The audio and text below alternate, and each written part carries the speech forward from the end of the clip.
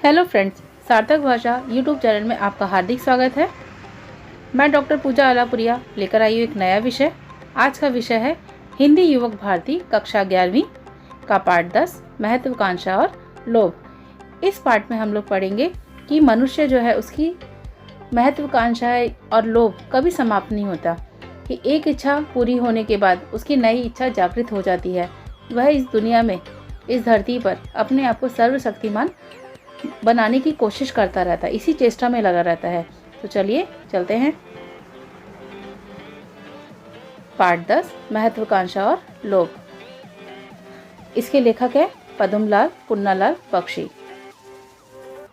लेखक परिचय। पद्मलाल बख्शी जी का जन्म 27 मई 1894 को खेरागढ़ छत्तीसगढ़ में हुआ। बीए के पश्चात आप साहित्य क्षेत्र में आए। आपके निबंध जीवन की सच्चाइयों को बड़ी सरलता से व्यक्त करते हैं। नाटकों सी रमणीयता तथा कहानी सी मनोरंजकता आपके निबंधों को विशिष्ट शैली प्रदान करती है। समसामयिक होते हुए भी निबंधों की प्रासंगिकता आज भी बरकरार है। बख्शी जी की मृत्यु 1971 में हुई। अब देखते हैं प्रमुख कृतियां। पंचपात्र, पद्यवन, कुछ और कुछ, ये सब इनके निबंध संग्रह है। कथा चक्र उपन्यास है। हिंदी साहित्य विमर्श और विश्व साहित्य समीक्षात्मक ग्रंथ हैं। विधा परिचय। निबंध को गद्य की कसौटी कहा गया है। किसी विषय या वस्तु पर उसके स्वरूप, प्रकृति, गुण दोष आदि की दृष्टि से लेखक की गद्यात्मक अभिव्यक्ति निबंध है। निबंध के लक्षणों में स्वच्छंदता, सरलता, आडंबरहीनता, घनिष्ठता और आत्मीयता के साथ लेखक के व्यक्तिगत आत्मनिष्ठ दृष्टिकोण का भी उल्लेख किया जाता है। आचार्य रामचंद्र शुक्ल, आचार्य हजारी प्रसाद द्विवेदी, कन्हैयालाल मिश्र, प्रभाकर, विद्यानिवास मिश्र आदि प्रमुख निबंधकार हैं। पाठ परिचय। प्रस्तुत वैचारिक निबंध अति महत्वाकांक्षा के साथ असंतोष, अति लालसा, स्वयं को सर्वशक्तिमान बना लेने की उत्कट अभिलाषा तथा कृतज्ञता के दुष्परिणामों को इंगित करता है। प्राप्य यानी जो प्राप्त हो चुका है, प्राप्य के प्रति विरक्ति का भाव तथा अप्राप्य की लालसा हमेशा मानव मन को लोभ के जाल में फंसाती रहती है। प्राप्य मतलब जो आपके पास वस्तु ऑलरेडी है, अप्राप्य जो आपको प्राप्त नहीं हुई है। जो वस्तु हमें प्राप्त हो जाती है उसके बावजूद भी हम और कुछ प्राप्त करने की कोशिश करते रहते हैं। जो प्राप्त हो गया है उसका मूल्य हम लोग भूल जाते हैं कि वो हमारे जीवन में कितनी मूल्यवान है। लेकिन जो प्राप्त नहीं हुआ है, सिर्फ उसके पाने के लिए हम लोग भाग दौड़ हाथ पैर मारते रहते हैं। इस निबंध में मछुआ मछली की कहानी के माध्यम से मानव मन की अनंत इच्छाओं के परिणाम का रोचक चित्रण एवं निबंध में किया गया है। यह निबंध विचार करने के लिए प्रवृत्त करता है। अब देखते हैं कहानी। निबंध। बड़ों में जो महत्वाकांक्षा होती है उसी को जब हम शूद्रों में देखते हैं उसे हम लोभ कह देते हैं। उसी के संबंध में आज एक पुरानी कथा कहता हूँ। लेखक यहाँ पर कथा के माध्यम से इस निबंध को पूर्ण करना चाहते हैं। एक था मछुआ, एक थी मछली। दोनों किसी झाड़ के नीचे एक टूटी फूटी झोपड़ी में अपना जीवन व्यतीत कर रहे थे। मछुआ दिन भर मछलियां पकड़ता, मछली दिन भर दूसरा काम करती। तब कहीं रात में वे लोग खाने के लिए पाते। ग्रीष्म हो या वर्षा, शरद हो या वसंत, उनके लिए वही एक काम था, वही एक चिंता थी। वे भविष्य की बात नहीं सोचते थे, क्योंकि वर्तमान में ही वे व्यस्त रहते थे। उन्हें न आशा थी न कोई लालसा। पर एक दिन एक घटना हो गई। मछुआ आ रहा था मछलियां पकड़ने। नदी के पास एक छोटा सा गड्ढा था, उसमें कुछ पानी भरा था। उसी में एक कोने पर लताओं में एक छोटी सी मछली फंस गई। वह स्वयं किसी तरह पानी में नहीं जा सकती थी। उसने मछुए को देखा और पुकार कर कहा, मछुए मछुए जरा इधर तो आ। मछुआ उसके पास आकर बोला, क्या है? मछली ने कहा, मैं छोटी मछली हूँ, अभी तैरना अच्छी तरह नहीं जानती, यहाँ आकर फंस गई हूँ, मुझको किसी तरह यहाँ से निकाल कर पानी तक पहुँचा दे। मछुए ने नीचे उतरकर लता से उसको अलग कर दिया। मछली हंसती हुई पानी में तैरने लगी। कुछ दिनों के बाद उस मछली ने उसे फिर पुकारा, मछुए मछुए इधर तो आ। मछुआ उसके पास गया। मछली ने कहा, सुनती हूँ नदी में खूब पानी है, मुझे पानी में पहुँचा दे, मैं तेरी तरह चल नहीं सकती, तू कोई ऐसा उपाय कर कि मैं नदी तक पहुँच जाऊं। यह कौन बड़ी बात है। मछुए ने यह कहकर एक बर्तन निकाला और उसमें खूब पानी भर दिया। फिर उसने उसी में उस मछली को रखकर नदी तक पहुंचा दिया। मछली नदी में सुरक्षित पहुंच गई और आनंद से तैरने लगी। कुछ दिनों के बाद उस मछली ने मछुए को पुकार कर कहा, मछुए तू रोज यहाँ आकर 1 घंटा बैठा कर, तेरे आने से मेरा मन बहल जाता है। मछुए ने कहा, अच्छा। उसी दिन से वह रोज वहीं आकर आधा घंटा बैठा करता। कभी कभी वह आटे की गोलियां बनाकर ले जाता। मछली उन्हें खाकर उस पर और भी प्रसन्न होती। एक दिन मछुए ने पूछा, तुम रोज उसी एक घाट पर क्यों जाते हो। मछुए ने उसको उस छोटी मछली की कथा सुनाई। मछली सुनकर चकित हो गई। उसने मछुए से कहा, तुम बड़े निर्बुद्धि हो, वह क्या साधारण मछली है, वह तो कोई देवी होगी, मछली के रूप में रहती है, जाओ उससे कुछ मांगो, वह जरूर तुम्हारी इच्छा पूरी करेगी। मछुआ नदी के तट पर पहुंचा। उसने मछली को पुकार कर कहा, मछली मछली इधर तो आ। मछली आ गई। उसने पूछा, क्या है। मछुए ने कहा, हम लोगों के लिए क्या तू एक अच्छा घर नहीं बनवा देगी। मछली, अच्छा जा, तेरे लिए घर बन गया, तेरी मछली घर में बैठी है। मछुए ने आकर देखा कि सचमुच उसका एक अच्छा घर बन गया है। कुछ दिनों के बाद मछली ने कहा, सिर्फ घर होने से क्या हुआ, खाने पीने की तो तकलीफ है, जाओ मछली से कुछ धन मांगो। मछुआ फिर नदी तट पर गया। उसने मछली को पुकार कर कहा, मछली मछली इधर तो आ। मछली ने आकर पूछा, क्या है। मछुए ने कहा, सुन तो, क्या तू हमें धन देगी। मछली ने कहा, जा, तेरे घर में धन हो गया। मछुए ने आकर कहा कि सचमुच उसके घर में धन हो गया है। कुछ दिनों के बाद मछुए ने कहा, इतने धन से क्या होगा, हमें तो राज के वैभव चाहिए, राजा की तरह एक महल हो, उसमें बाग हो, नौकर चाकर हो और राज की शक्ति हो, जाओ मछली से यही मांगो। मछली की यह बात सुनकर मछुआ कुछ हिचकिचाया। उसने कहा, जो है वही बहुत है। परंतु मछली ने उसकी बात ना सुनी। उसने स्वयं मछली की दिव्य शक्ति देख ली थी। यही नहीं, एक बार जब वह मछली को आटे की गोलियां खिला रही थी, तब मछली से उसे आश्वासन भी मिल गया था। इसी से उसने मछुए को हठपूर्वक भेजा। मछुआ कुछ डरता हुआ मछली के पास पहुंचा। उसने मछली को पुकारा और धीरे से कहा, क्या तू मछली को रानी बना देगी। मछली ने कहा, अच्छा जा, तेरी मछली रानी बनकर महल में अभी घूम रही है। मछुए ने आकर देखा कि सचमुच उसके घर में राज के वैभव हो गया। उसकी मछली रानी होकर बैठी है। कुछ दिनों के बाद मछली ने फिर कहा, अगर तू सूर्य, चंद्र, मेघ आदि सभी मेरी आज्ञा मानते तो कैसा होता। यानी यहाँ पर लालसाएं खत्म ही नहीं हो रही है। मछली हर बार एक ना एक अपनी इच्छा को जागृत करती जा रही है और मछली के बहाने उसे पूरा करवा रही है। उसने पुनः मछुए को उसकी इच्छा के विरुद्ध मछली के पास भेजा।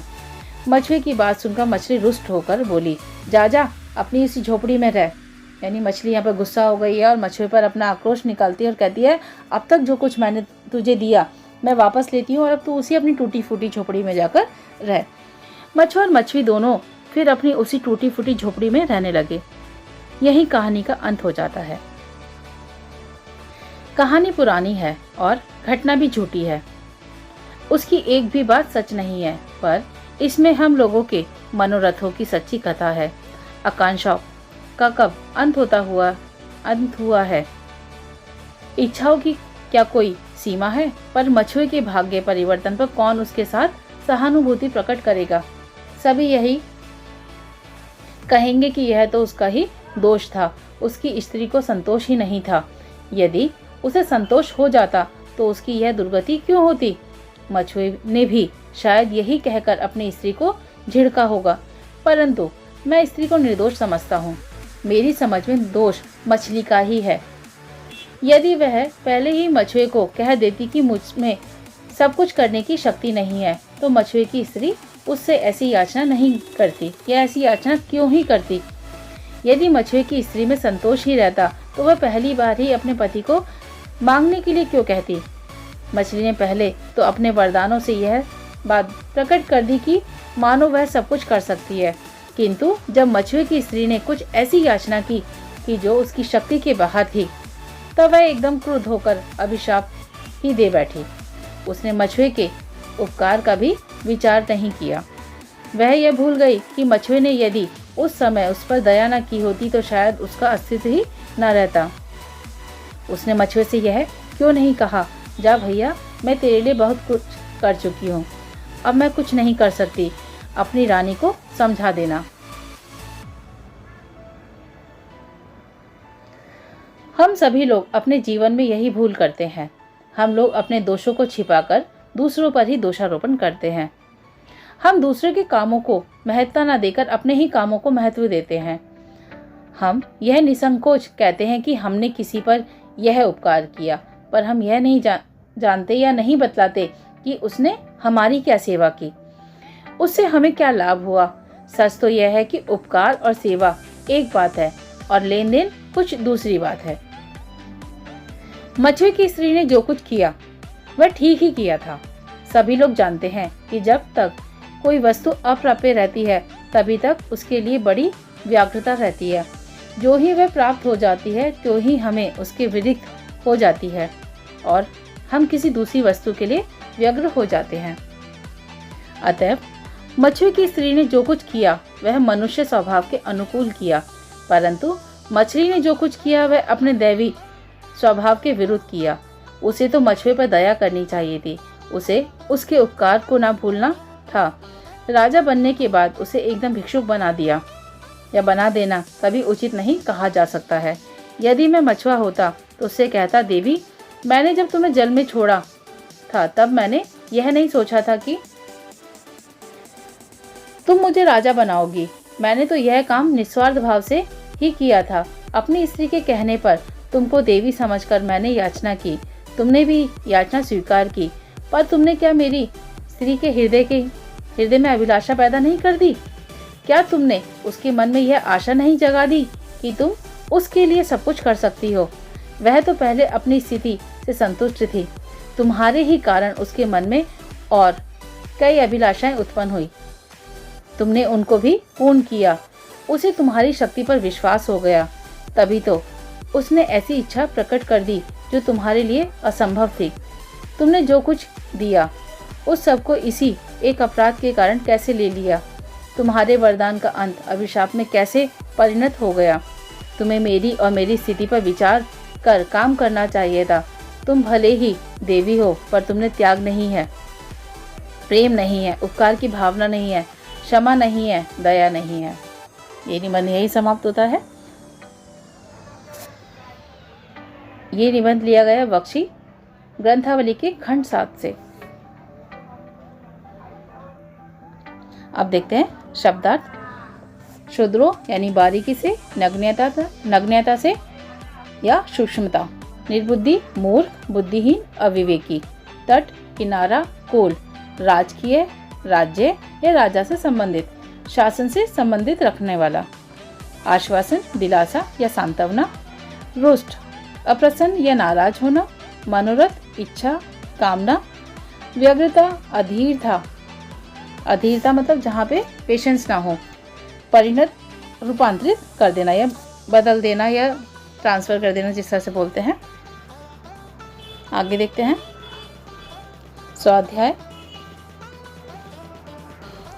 आकलन।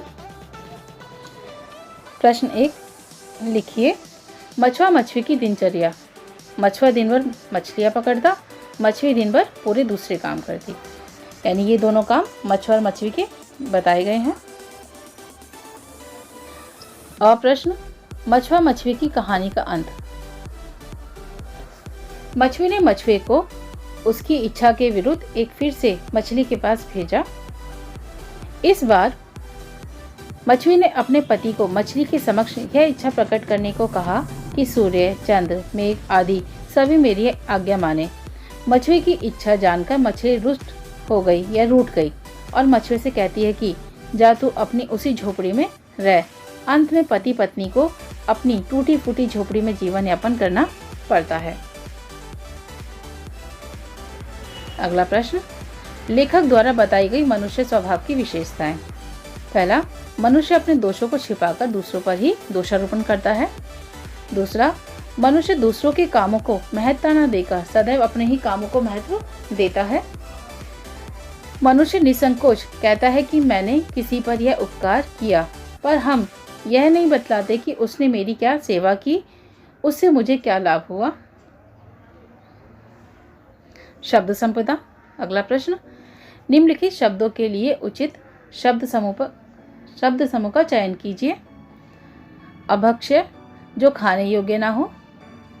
अदृश्य, जो दिखाई ना दे। अजय, जिसे जीता ना जा सके। शोषित, जिसका शोषण किया गया है। कृशकाय, जिसका शरीर कुश के समान हो, यानी घास की तरह पतला दुबला हो। सर्वज्ञ, जो सब कुछ जानता हो। समदर्शी, जो सबको समान दृष्टि से देखता है। तो इस प्रकार से यहाँ पर शब्द संपदा में आपको एक शब्द के लिए अनेक शब्द लिखने थे।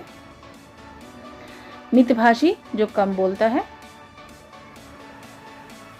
अभिव्यक्ति। प्रश्न है तीसरा, अति से तो अमृत भी जहर बन जाता है, यानी किसी भी चीज के ज्यादा हो जाने से अमृत भी जहर बन जाएगा। इस कथन पर अपने विचार प्रकट कीजिए। इस प्रकार से है उत्तर। अति से आशय है अतिरेक का भाव अर्थात अधिकता। जीवन में किसी भी तत्व की अधिकता सदैव विष के समान होती है। जब मनुष्य की इच्छा या लिप्सा मतलब इच्छा किसी सीमित आधार पर पूर्ण होती है तो वह अमृत तुल्य होती है। यदि वही लिप्सा उम्मीदों से बढ़कर पूरी होती है तो वह जहर बन जाता है। मनुष्य जीवन में किसी भी तत्व की अधिकता सदैव हानिकारक होती है। हम सभी जानते हैं कि सांप का जहर मनुष्य के प्राण ले सकता है, किंतु एक चतुर वैद्य उस विष का उचित मात्रा में सदुपयोग करके किसी के प्राण भी बचा सकता है। वर्षा हम सभी को प्रिय है, किंतु अतिवृष्टि जन धन दोनों के लिए हानिकारक होती है। कम बोलना लेकिन उचित बोलना सभी के लिए कर्णप्रिय होता है। कर्णप्रिय मतलब कानों को प्रिय लगने वाला। मगर इसके विपरीत वाचालता मतलब अधिक बोलने वाला, वाचालता किसी को प्रिय नहीं होती। जीवित रहने के लिए भोजन अति आवश्यक है, किंतु अधिक मात्रा में भोजन करना स्वास्थ्य के लिए हानिकारक तो है ही, प्राणघातक भी सिद्ध हो सकता है। इसलिए अति से तो अमृत भी जहर बन जाता है। तो अगला प्रश्न देखते हैं। ये भी अभिव्यक्ति वाला प्रश्न है। महत्वाकांक्षाओं का कभी अंत नहीं होता। इस वास्तविकता को अपने शब्दों में स्पष्ट कीजिए। तो उत्तर इस प्रकार है। मनुष्य एक सामाजिक प्राणी है। समाज में रहकर वह अनेक वस्तुओं, विचारों, तत्वों, पहलुओं आदि के विषय में देखता एवं सुनता है, फिर उन्हें प्राप्त करने तथा अनुकरण करने का प्रयास करता है। एक के बाद एक उसकी इच्छाएं और महत्वाकांक्षाएं बढ़ती चली जाती हैं। पहली महत्वाकांक्षा पूरी होने से पूर्व दूसरी महत्वाकांक्षाएं उत्पन्न हो जाती है। यह सिलसिला यूं ही चलता रहता है, कभी रुकने या थमने का नाम नहीं लेता।